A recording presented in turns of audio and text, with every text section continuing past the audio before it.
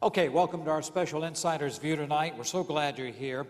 Tonight's event is in conjunction with a new personal finance class offered by Avenue Bank to the Belmont Music, Entertainment, and Business School. The class is a 15-week class and covers everything from personal budgeting to credit scoring to buying a home and starting a business. Really important financial things that we have for you here at Belmont. Ron Cox is the adjunct. Many of you know Ron. Maybe some of you are in that class. He and the whole Avenue Bank team invite you to sign up for this class for your spring semester. They'll handle, they would love to have you come in and join the team. And I tell you what, it will be very much worth your while, so I encourage you to do that. And just so you know, Avenue Bank is a locally owned bank and headquartered right here in Nashville, founded in 2007. And a cornerstone of Avenue's existence is the music industry. And they are passionately committed and dedicated to serving all facets of the music community. So we're delighted to be partnering up with Avenue Bank for this special Insider's View. And our guest tonight, we're delighted to have first Joe Galante, who stepped down from his post as chairman of Sony Music just a year ago. After 39 years with the label family, he helped launch the careers of artists like Alabama, Clint Black, Kenny Chesney, Sarah Evans, The Judge, Lone Star, Martina McBride, K.T. Osland, Kelly Pickler, and we could probably go on for another hour. We don't need to go on beyond but that. Many, many artists. And one other that I should mention, Belmont alum Brad Paisley, that you worked closely on Brad's career. And speaking of Belmont alum, our other guest, Clint Higham, is a Belmont alum, a native of California. I don't know how you got from California to Belmont, but we're glad you did. Clint is president of Morris Entertainment Group, been with Morris for over 17 years, and among the artists you work with are Kenny Chesney, Martina McBride, Jake Owen, Blaine Larson, Louise Mandrell, and newcomer Sam Hunt. So give our guest a round of applause, ladies and gentlemen.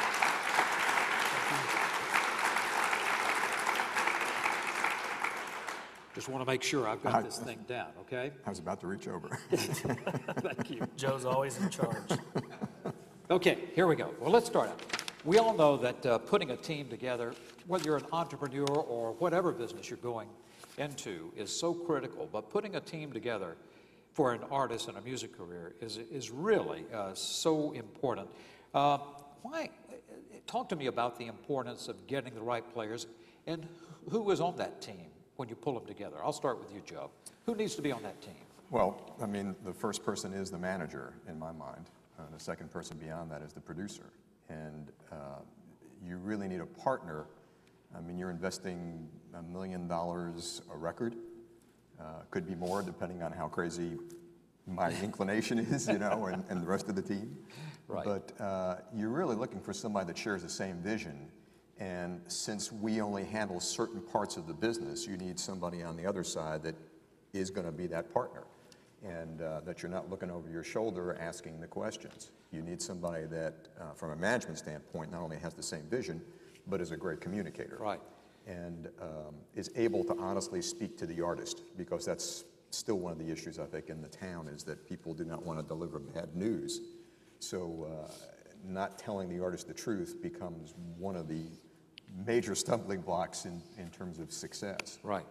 Producer is sometimes a mutual decision, sometimes it's a decision made by the artist, trying to find that perfect person that comes in. And in the case of Kenny, we went through a producing duo between Nora Wilson and Tony Brown, and then moved on to Buddy Cannon. And it's part of what happens. People become more comfortable over the course of time, and it's part of the change that's sometimes necessary. Sometimes people get a little comfortable. Yeah. This is for you, Clint Higham. How do you effectively manage the career of a high-profile artist such as Kenny Chesney? Well, that's a loaded question.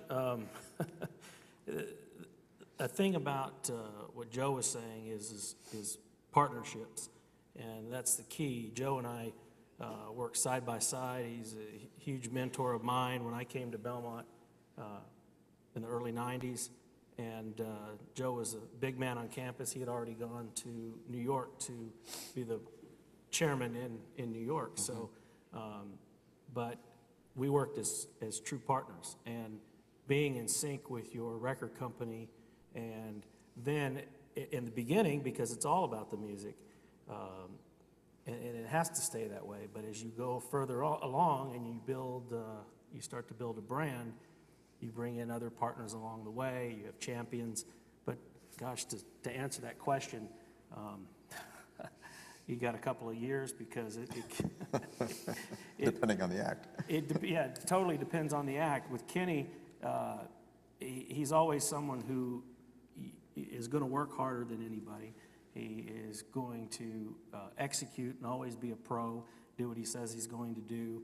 And if there are any issues, you know, you take care of it behind the scene and you make sure that it doesn't get beyond over here. Right. And at the core of himself, and I'm blessed with, you know, really good clients, that they are pros, and at the end of the day, you trust each other that they're going to do their job, and, you know, we get to do ours. Joe's, I've had more of a boutique of what I've been, you know, worked with, whereas Joe's had hundreds and hundreds of acts, and he's seen the, you know, you don't meet any stupid superstars, I've always said, but talent is just one facet of our business. And artists today are pretty savvy. They're pretty, for the most part. Would you say that, Joe? In the years that you've been here, are they a lot smarter than when you first got into this business? I think they're more aware of issues than they were before, but I still think there's a lot to learn. And it's a business. And, you know, you come in thinking that all I have to do is sit here and play my guitar and write some songs and I'm okay. And then you really begin to understand what's behind the curtain in terms of exposing the brand and building the brand and your responsibilities and the fact that you're really on 24/7. Yeah. You know, and I think as we've gone through that, it's gotten worse over the last couple of years, obviously, because of the device you have in your lap and everybody's phones out there. But I think the artists are smarter about some things, but they still have things that they're struggling to go through. There's not a manual. I mean, you can go to school, and Belmont's an amazing university, and it served me very well.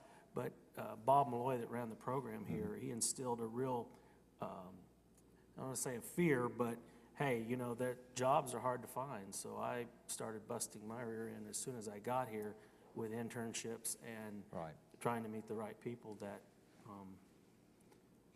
to make those contacts. And it's funny you should say that, because one of the Twitter questions we just got, do you believe internships are key to getting your foot in the door?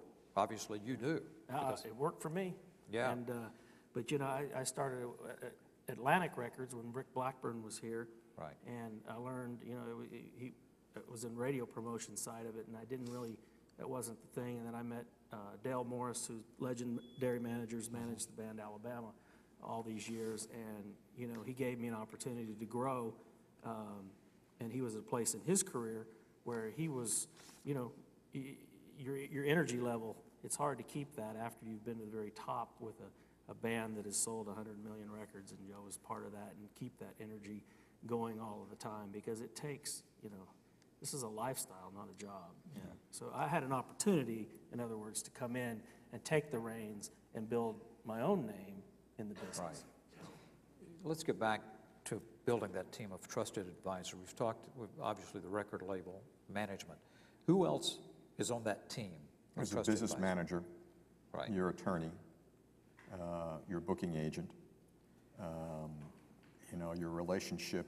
I mean, early on, there's always the bank, because you're going through and you're needing cash at some point, and that kind of wraps around between your business manager and the bank. And then you build out that team as you go through, and you have stylists, you have a publicist. Those people come along further down the line, depending. Sometimes the stylist is right at the beginning as we go through that, because nobody normally walks in here with a wardrobe, except for Kelly Pickler and her shoes. But aside from that, you know, you have to provide that. Those services all come in, and people don't understand that's part of it. I think Kenny went through that same transformation. If you look at those early album covers and to where we got to a few years after that, probably on the third record, there was a huge transformation in him physically. Yeah. Kenny totally evolved. I remember we were out at the Academy of Country Music Awards, and we were really talking. In fact, Debbie Lynn is out here today. She was part of that process. And we were talking about where we were at and being stuck in this traditional hat act, and there were 50 other people just like him, and how do we separate that? And from that point forward, he started, really, he started working out. He started treating it more like a business, and his stage show changed, and just Fired the band. Yeah, It was a very really? it was an emotional meeting. epiphany, yeah. Really? Yeah, we came down hard on him at that point and Yeah. just said, if you want to compete, this is what you've got to do. Because it's about, brand building. How do you separate yourself? What are the attributes that make you different than everybody else? Yeah. Because originally, he saw himself as George Strait. Really? Yeah, we went through that whole routine. The belt buckle and the starch shirts and The wonderful blazer off of Levi's rack. But I remember, he used to bust my chops after that. What the hell is he doing wearing that Oh, off man. the rack We had cheesy more looking? arguments about the look. Right. But he got it, and he owned it, and he developed it. You Yeah. know, and that really was the first time anybody had seen that. And he did, as Clint and I would both say, he did that on his own. He got pushed to do something, Right. but it was his thought that got him there. The truth is, Joe taught us all how to compete. Before there, you had an A&R department here, and I don't want to go back too much in history, but Right. There's an A&R, and you had a promotion, and you got up the chart, and you did what you did, and you may do a little television, but Joe changed the way the game was done here in Nashville, and everybody had to raise the bar to get to what he did. So I mean, and that's what the fun part of collaborating with him was all these years of how do we compete and make the pie bigger and bigger and bigger, Right. and build a brand. right, But you need, it's interesting because we haven't talked about this word, but there's a trust. And you really need that. You need that between yourself, the artist, and the manager primarily, because we're on the phone every day. You may not be on the phone with the artist, but you're on the phone with the manager, especially with someone like Kenny all through that period of time. Right. What are we doing? Why aren't we moving forward? How do we do that? You go right, I'll go left, we'll meet in the middle.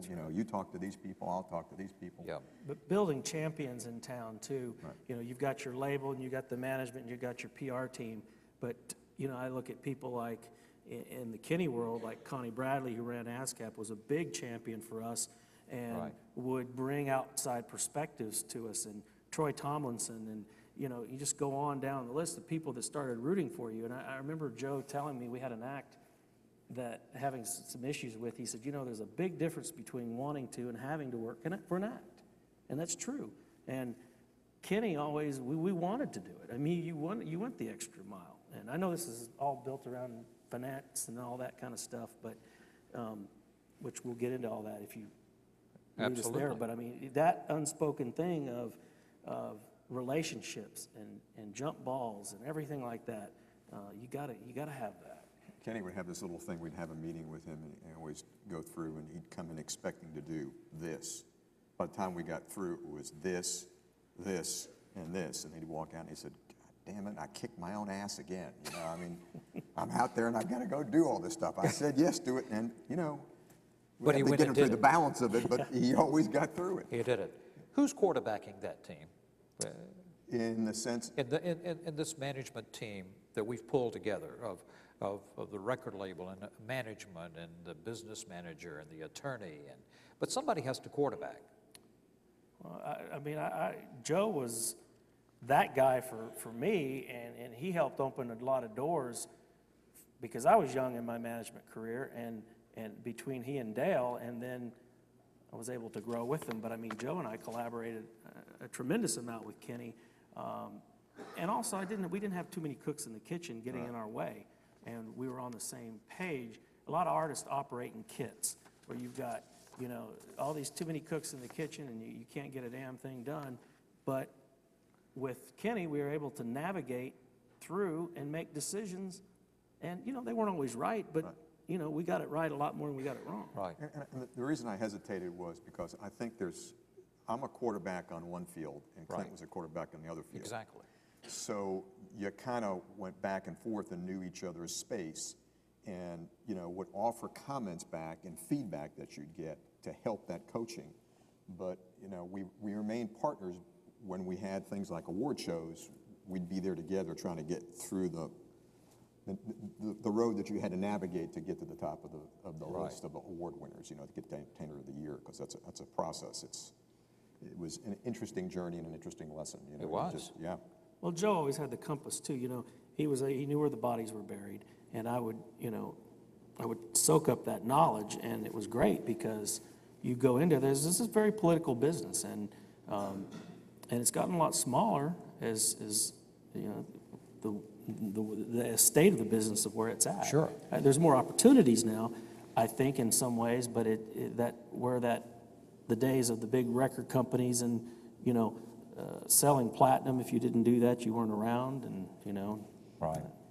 But I think the other thing, too, that has changed is you look at the way information is given out today, and the iPad in your lap, and everybody has it all the time. But it's interesting to me that during the last several years, when we did have technology, how lazy the town is. And I don't mean the city of Nashville, I mean the industry side. Because we had an artist that was selling out, doing 500,000, 600,000, 700,000 tickets, and people would go, I don't get it. And you'd say, what? I don't get it. I don't get them. You know, we're doing 3 million, I mean, didn't really care if you got it. That's right. There were 3 million people that loved it, and there were 500, 800,000 people that were spending $60 a pop and wearing T-shirts and everything. So this is business. What do you got? Yeah. You know, I mean, so we went through that whole routine, and it wasn't until we devised a strategy of actually we actually picked up people in town and brought them on a plane to events, to shows. Because even though they understood he had hits on the radio and he was selling, they didn't get the show. And every time we went there, they'd come back, and it was the typical word of mouth. One person would tell 10 people. And they'd go, man, I talked to Connie. She went to see the Kenny show, and, you know, wherever we went to, Atlanta. Unbelievable. Yep. And then we'd go figure out, Clint and I would sit down and say, okay, who else is an idiot in town that we need to take with us? Because they don't read it. They don't get it. Yep. And you really have to understand. Yeah. You know, there's a lot of facets in this business about where the public is. And the reality was, we were actually seeing more traction on the ticket side than we were on the record side. And then we got in sync where the tickets and records were at the same level, and Right. we were going along. But, you know, there were moments there where Clint was saying, hey, we're doing business, and I'm going, we're losing money. But that didn't make any difference because we were in the Kenny business. Right. Here's a question from Jeremy. In a competitive world of music today, what are some characteristics you look for when taking on an artist, Clint? It's a great, great question. You know, I think the interviewing process personal management is like telling somebody who to date or marry. Yes, you want to know they're a good person, but it's a very personal, and it's someone, you know, who do you want to hang out with, and who you feel comfortable with, that beyond the credentials. But I look for someone, number one thing is work ethic. And are they willing to get out there and work harder than you are? Because they've got to really, really want it. And there's a game. There's a game, and it's a business that you've got to play. And it's a system. I always tell the act, look, I didn't invent the system, but I know how to play the system. And if you aren't willing to, then guess what? You know, we've got a problem. And I think, Joe, what he said, too, was about being truthful with your acts. And, you know, timing's everything. There's a lot of psychology that goes along with managing big artists and whatever. And, you know, they are emotional, creative creatures, but at the same time, there's a trust that they have to have. And if you can't be truthful or whatever, I don't know, that's just the way we were always built, and weren't afraid of the artist. You know, we picked our moments and our timing and everything, but at the same time, you know, at the end of the day, they knew that we were. Yeah, they didn't like hearing it all the time, but you had to tell them the truth. You were better off doing that than dancing around it. And the other point, too, I think looking for a client or an artist to sign, you want somebody that is developing their art. I mean, they're not going to get it the first time. I mean, again, going back to Kenny, or you can listen to anything that we've done that's been successful, and where somebody starts and where they wind up, you know, most of the time is a little different, and it's an evolution, and you're looking for somebody that wants to grow, and the focus is their music. You know, the rest of it comes along. If you take care of that, if you take care of your music and the art that you have, and you're really unique, you get there. The money does follow. It may take a little longer sometimes. Other times it just pops right out there. The music, he's so right. If you dial that in, it's like, Brad Pitt needs a great script. A singer needs a great song. And if you lose sight of that, sometimes, you can get those jump balls for a little while, and then you wake up one day and you've lost pole position. So it's music, music, music, and work, work, work. You can listen to the first Carrie Underwood album. It's 2 separate albums. There's the pop side that we did in New York and the country side that we did here. The first single was a pop single, didn't do well. The rest of it was all country. Jesus Take the Wheel. And then the pop guys gave up and said, we don't get it. You guys do the hillbilly thing and hopefully you'll be successful. And that's where she wanted to be, too. So. She kept saying, I don't know why anybody wants me to sing pop songs. I'm a country singer. So she knew where she wanted to be. It was just the image of American Idol that was taking us down the road. But when she discovered, this is where I need to go, she was on it all the time. And she was the person. In the record business, you have that issue of remixing records so that they sound more palatable to pop. And on the crossover we had with Before He Cheats, there's this instrument called a fiddle, and there's a steel in there. And they want us to take it out. And Carrie said, absolutely not. I'm not taking it out. That's my music. I've always hated when people alter their records for other radio stations. So we lost some radio stations. Still went on to sell millions of copies. And she didn't carpet bag the town, I didn't have anything to do with her, but I watched her, and I watched her embrace and, and do the right things. And, she wanted to be here. And this is this Nashville's a community. And I see people that come outside of, in LA and New York or whatever, and they feel like that they can come in and just scoop it up. We've seen a lot of people come in on Learjets and leaving with U-Hauls, or station wagon carrying a U-Haul behind. Yeah. So you've really got to embrace community, and she did. Yeah, I was just reminded, I'm at Belmont, and I forgot, I made a mistake by my analogy of relating things to a quarterback. We're a basketball university, so maybe someone corrected me and said I should have said, relate that to a bat, so thank you, whoever said that. I appreciate that. That's a joke, folks. We got it. What do you? Thank you. Rick Bird appreciates that too. So here's a question: what do you think about the new partnerships between Facebook and Spotify that are out there? And we're talking about all this stuff that's out there right now, and how it's impacting you and how it impacts your artists. Well, sometimes we forget that this is about the money, and so if I'm Spotify and I'm Facebook, it's a great marriage. I get an install base of 800 million users around the world.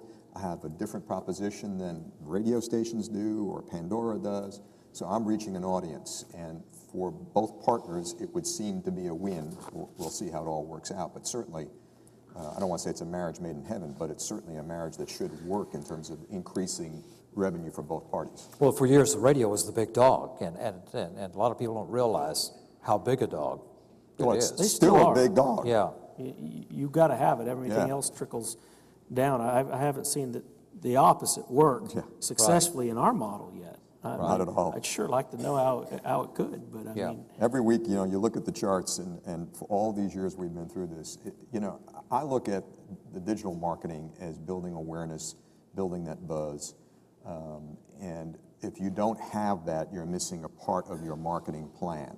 But the reality is, if you look at any of the charts, as much as we've all talked about it, you trace back radio success with the sales. So unless you have that radio success, your chances of having the sales success are pretty limited. Doesn't mean there aren't artists out there that have, you have an Eric Church who hasn't necessarily had the greatest radio track record, but he's had enough awareness from radio, plus the touring, plus what he does on a digital marketing basis, that he's actually had great success.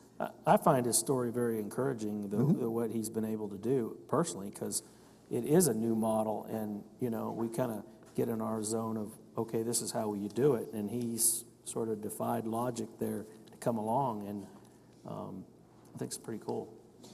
You know, you could take an artist like Kenny, who had that work ethic, I mean, from the time he was in East Tennessee. Right. He came to town with that. And an artist can have that, but still maybe screw it up on the team part, can't they? Have you seen examples of that? Oh, yeah. Yeah.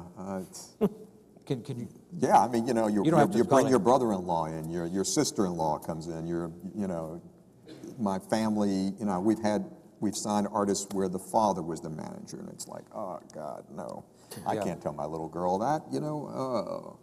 I mean, the reality is, you have to have that ability to sit down, and you have to look at it. I work with Jessica Simpson, and her dad, Joe, did a brilliant job in terms of building a brand and other areas aside from music. Did a miserable job dealing with this because of the fact that he didn't understand the sense of community and the sense of relationships that you have to have. So, you know, as a result, she doesn't have a career in the music business. She doesn't really care about that based on the amount of money she's making on the other side. But I think as a person, she still misses something as an artist herself. Yeah. I mean, she expresses it in her footwear and anything else that she's doing on the clothing side. But, you know, that's a person that came in and just, he has a vision and he has a belief and he's not hearing anybody else. And you have that on a regular basis. Just sitting back at where I saw that when she came to town, it felt a little bit like, all right, we're going to come into Nashville and use that. And it didn't work. It backfired on us. But, you know, people, I understand the sense of loyalty. You talked about Brad before. Yeah. You know, Brad's dad is out with him all the time, and he's a confidant for Brad. But Brad has a manager, and Brad listens to the manager. Right. And a good one. Yeah, I mean, absolutely. Bill and Larry have done a fabulous job with Mark. But, you know, Brad gets out there. Now, his dad will sit down and go, you know, he'll say, what did you think of the show, Dad? And his dad will lay him out because that's the way he is. He's really honest. Right. And I mean, he's one of those guys that sees his son, but he also, here's my foot, you know, get going, son. Right. But there are other people, and it's not just family members. It's just, there is a certain qualification you need to have to get through this. Yeah. A lot of artists, though, unfortunately, surround themselves with what I call slugs, and they can be in the way. He uses that term affectionately. Yeah, a real pain in the ass. But, I mean, and you know, you have to manage and sift through that too, because every artist comes with some kind of baggage that you're dealing with. But you know, if the way we try and do business is that rise above that and be able to have that direct link with the act and the conversations, and have somebody when Joe and I were collaborating on the acts, and you know, it was just, there was a synergy and a rhythm. You know, the other thing too, you talk about advisors. I mean, business managers and lawyers have a role here too. And sometimes, especially when you get to the point of money, if people don't do their homework, you know, I always thought of the way people do contracts, especially in this town. You have 2 or 3 law firms, and they would cut and paste. You know, Clint and I would do a deal on Kenny. So then when we did a deal on Jake, the same lawyer goes through and say, well, you gave it to Kenny on, and you got to give it to Jake, and you're going, wait a minute, I got 1 million units and 100,000 units. What do you mean? So it's one of those things where that added to the problems of the business because it reduced the margin opportunities. And people don't realize that when that deal gets a little one-sided, you know, you cut back on the investment. And I know Clint will sit here and tell you, we invested. We invested. We didn't cut back. We kept going, even though we were seeing numbers in red. And when you have somebody that's an advisor that you're working with, you do that because you know what's happening. When you don't, when somebody's putting the gun to your head sometimes on a renegotiation or a deal, we had people living expenses. You know, you'd have a business manager come in and gross up things and just, you know, you'd say, well, everybody else costs $200. Why do you have $400? You know, and you'd have to go through the charade because you had to get the artist out there. I learned a lot from Joe and Dale on that is that you've got to let people make money.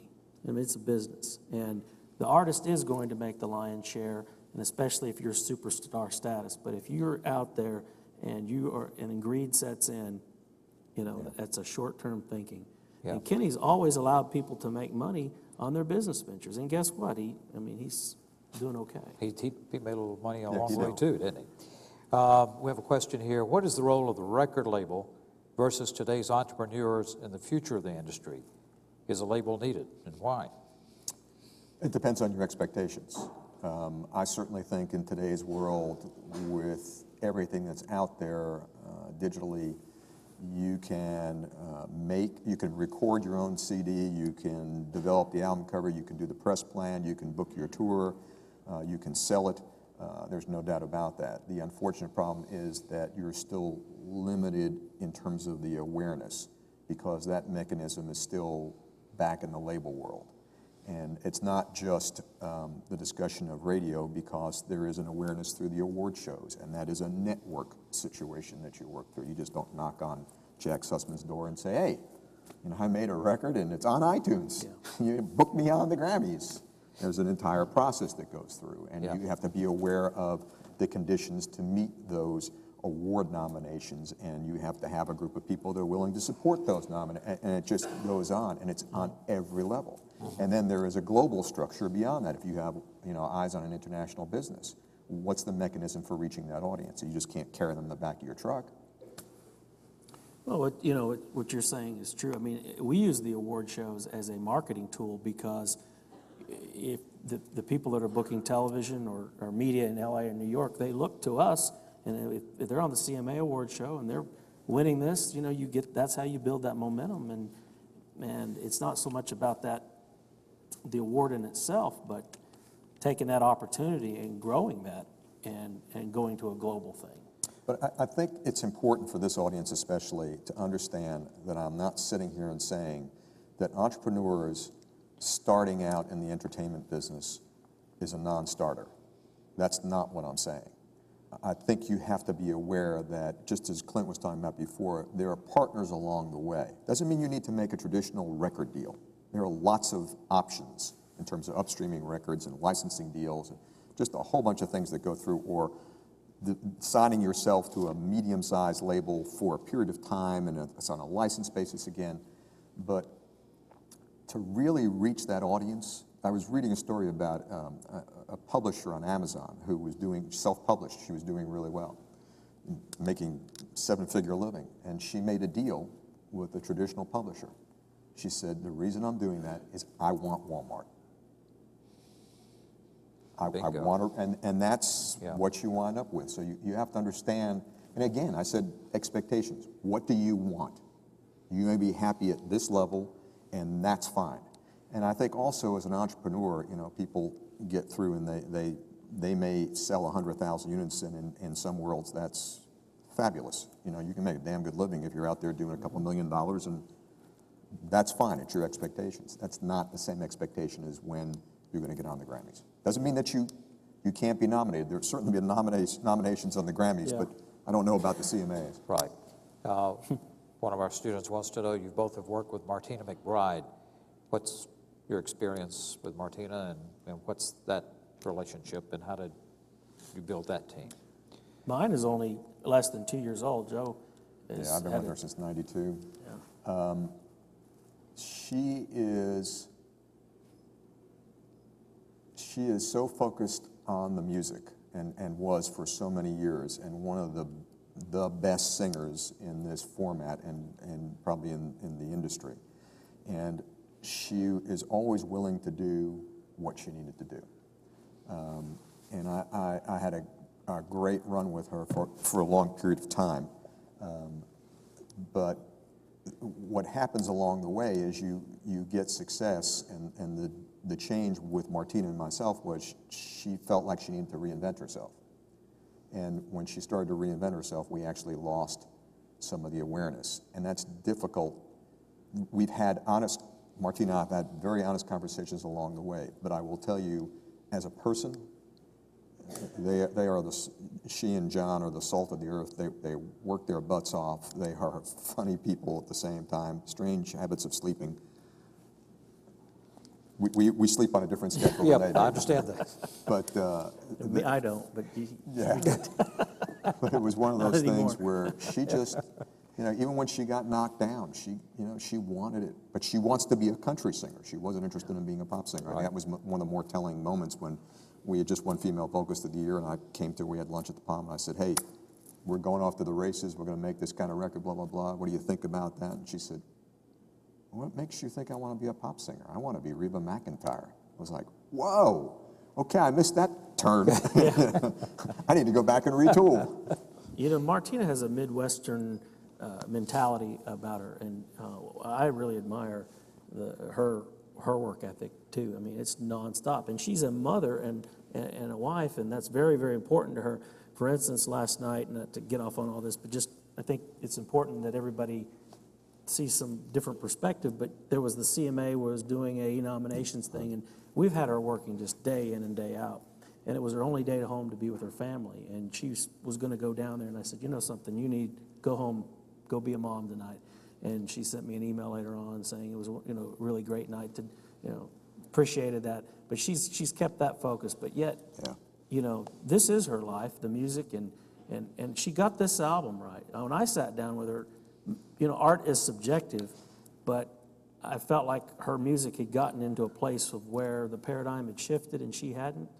Yet, the talent and everything, but the songs had gotten to a place, and that was our number one objective. And it's really been, we've put a team of, she had a great manager who I highly respect out of Canada, Bruce Allen, who works Bublé, has done a hell of a job.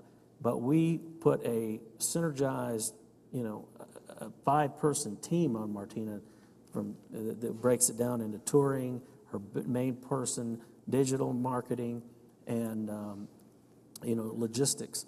And it's been a great thing because we knew we had lost pole position, and to get that back is really hard because there's always going to be someone newer and younger coming in. And just recently, had an amazing album launch, and she's been everywhere. Just did Dancing with the Stars, Chelsea Handler, getting ready to host a Home for the Holidays, her own Christmas special with One Republic, and Justin Bieber's on the show. So it's really cool to see some things happening for her right now. So she's kind of shifted back to what Joe was talking about, not really reinventing, but kind of getting back. But she had to go through that dip in order to go, okay. And the great thing about her, and Clint's right, I mean, she balances, she's got to balance being a mom for 3 girls, and she does a great job with that, and also, then becoming an entertainer at the same time. And it's a tough role. And she needs to be, she's authentic. And I said, you're a soccer mom, you're a great looking lady, be that. Don't try to be 22, be who you are. You have that audience. They want to be spoken to. And I think once she got out of that, okay, then it sort of her guard went down, and that doesn't mean she's going to put a sign up in Branson. It just means be who she is. Exactly. All right, this is a good one for you, I think, Joe, and you All due as well. respect to Branson, I've had acts there too. So. It's money. It's nothing wrong with Branson. If you had to give a garage band advice to get signed by a major label, what would it be? Go out and play a lot. I mean, it's God almighty, I think about when I was in New York and the bands that we signed, and the reality was it was too soon in most cases. Somebody develops a buzz, and everybody flocks because most of the businesses are lemmings, and everybody shows up and tries to, who else is in the room? There's Harry's after it, Clint's after it. Well, I got to get it. yeah. But, most of these guys, they don't go out and really build a following. And I think today, more importantly than ever before, it's about you connecting. Your brand needs to connect with people. You need to have, that's, we haven't talked about it, but Dave Matthews, Who he signed, by the way. Dave Matthews didn't need a record deal. Because he did exactly that. And he kind of followed the Grateful Dead model because you would go in there and he'd allow people to, bring their cassette recorders. That's how far back it goes. But he built the following. Yeah. And what the label did was take him to places beyond, because everything was in the Southeast. When he came with us, the first time he played was at an RCA convention in Seattle. It was the first time he was across the Mississippi River. And by what we were doing, the MTV award shows and bringing him into the Grammys and the things that we did, it built that. But he was a touring machine. And he didn't care about anything else. That's what he wanted to do. Radio was the last thing he ever thought about, and was certainly not the first thing that we thought about, because we just had something that was so unique. Yeah. Funny conversation. His manager, Corin Capshaw, is a good friend of ours. Dave has always toured and toured and toured, like Joe said, and he said he heard that Kenny was going to take a year off, which Kenny has always been known, as you guys know, that, work, work, work. He said, whatever you do, please don't have Kenny tell him that he's taking this year off right now. And Gordon said, damn it. He said, they went in and had that conversation, and now Dave's taking the year off too. So It's all right. It's okay. It hurt me. You can do it too. For that one. Oh, I don't want to hear that. Okay, here's a question. What can a new artist and manager do to spread the awareness for the artist with limited funds and connections? And it gets back to that money situation, and how do you handle that, and having enough money to make all that happen? Well, Clint said something before too about Connie Bradley, and you've got 3 PROs in this town, but especially Connie and Jody at BMI and ASCAP. You can go to them and they'll help put on a showcase, which is how you get people out in town. You don't have to spend, it's not that expensive to go down to 12th and Porter, and normally a label will, if somebody's interested in you, they will help pay for that showcase because they want to see you live. I mean, that's right. That's the purpose of doing this stuff. You Right. don't want to sit there and just sign somebody based on a demo, because you have to be able to play it. So, there are things that you can do in that sense. Obviously, again, with digital marketing, even for major acts, you're not spending a fortune. There are things you can do to build awareness. YouTube is there in terms of clips. You can be surprised what you can do with devices that are available to you today on your iPad and everything else that you Right. can put together. And that's all it is. And again, going back to my earlier comment, it's about people hearing that there's something going on. Anything to add to that? Everything he said. He's the master. Okay. All right. We've got a group of young people here, and we want to explain to them at what stage of their career are their partners added. That you don't bring every. For example, we talked about our team, and the team is the partners, the record label, the management company, and do you pull all that together at one time, or do you find that one person who helps bring the rest of the team along? Well, for instance, with Jake, we've gone through the conversation, and we had signed Jake. Jake didn't have the management at that point, and you sit down, you think about now who's going to have the patience, understanding, and vision to do that, and it's the same thing as picking a producer. Hopefully, you're building that marriage, and then it's Clint sitting down and going, I met with Jake, I really like his music, and you go through that process. Sometimes people come in with Dale Morris brought Kenny to me. He was the manager, coming in the door. Joe was getting ready to come back from New York to be here, and Kenny had a couple of people, and I had just started with Kenny and Dale, and Joe wanted it, and we knew this is where we wanted to be, which is. So it's all different. Yeah. But I think you have to have, if you decide to join the label, the first thing I'm thinking about is, okay, who's the manager? And almost 1A, 1B is who's producer? And then beyond that, then you start thinking about, okay, who's he writing with, or who do we need to find songs from? Because that's one of the issues I think we have in town now, is everybody we've signed in the last 10 years is a writer. And I can think of lots of hits that we had with Kenny Chesney where he wasn't the writer because he always chose the best song.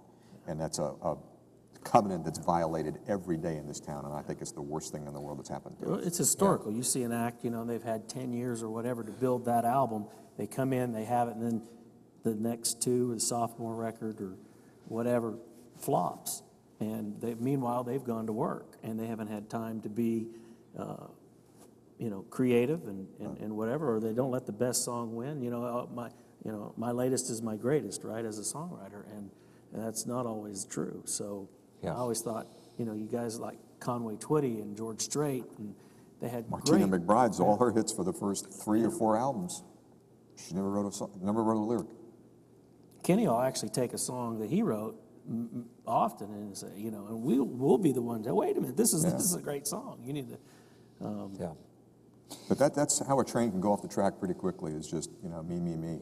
Joe, you just said something, that train on the track, that is, I won't go to that story, but he's king of that. I mean, he knows, you know, I mean, it's the quintessential CEO who knew, you know, Joe has a heart, but he also knew how to operate and make a decision. He sure did. And that is what was missing from our business.